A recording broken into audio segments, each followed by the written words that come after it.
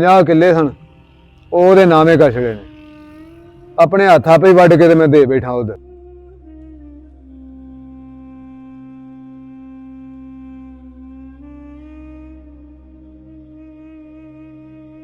अस्सलाम वालेकुम। वालेकुम सलाम। सुनाओ बाबू जी, की हाल है बाबा करमदीन? शुक्र अल्लाह दा। बह जाओ। खैर ते है, अज किधर आए हो? बस की दसीए बाबू जी, मजबूरी बन गई बड़ी। कोई कम है तो दसो, कम करिए असी। बाबा करमदीन तेनू कादी लोड़ है काम करन दी? बस बाबू जी की दसीए तुहानू, मजबूरी बड़ी डाढ़ी बन गई है। यार अल्लाह ताला ने तेनू इन्ना पैसा दिता, इन्नी जमीन है तेरे कोल, ते तेनू काम करन दी कादी लोड़ है? तू मजाक करना पे मेरे नाल? नहीं नहीं बाबू जी, मैं सीरियस हाँ। तुहाडी मेहरबानी काम दे है जे ना काम। काम ते है वे यार, को मजबूरी ते दस। मजबूरी की दसा तुहानू, तुसीं काम दसो मैनू, जे है वे ते फिर मैं करां काम। चलो ठीक है, मिस्त्री लगा जो ना, फिर जाके लग जाओ। चलो मेहरबानी जी, ठीक है। खैर ही होवे सही।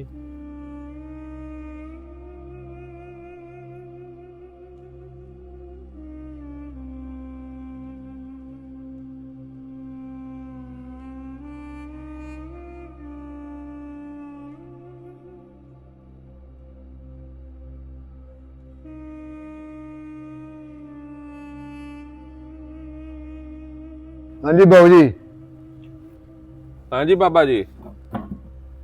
काम मैं मुका छड़िया ते दिहाड़ी मैनूं दे दिओ नगद। बाबा जी तुहानू दिहाड़ी दे देना वा।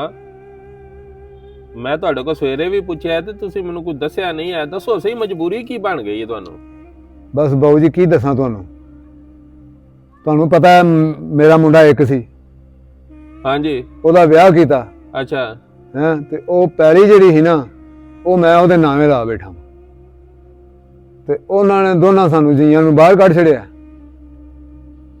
ਤੇ ਹੁਣ ਦਿਹਾੜੀ ਤੇ ਕਰਨੀ ਹੈ, ਉਹਦਾ ਖਰਚਾ ਤੇ ਚਲਾਣਾ ਨਾ ਘਰ ਦੇ ਜੀਆਂ ਦਾ, ਤੇ ਇਸ ਤੋਂ ਮਜਬੂਰੀ ਬਣ ਗਈ ਮੈਂ ਦਿਹਾੜੀ ਜਿਹੜੀ ਇਹਨੇ ਨਗਦ ਲੈਣੀ ਹੈ।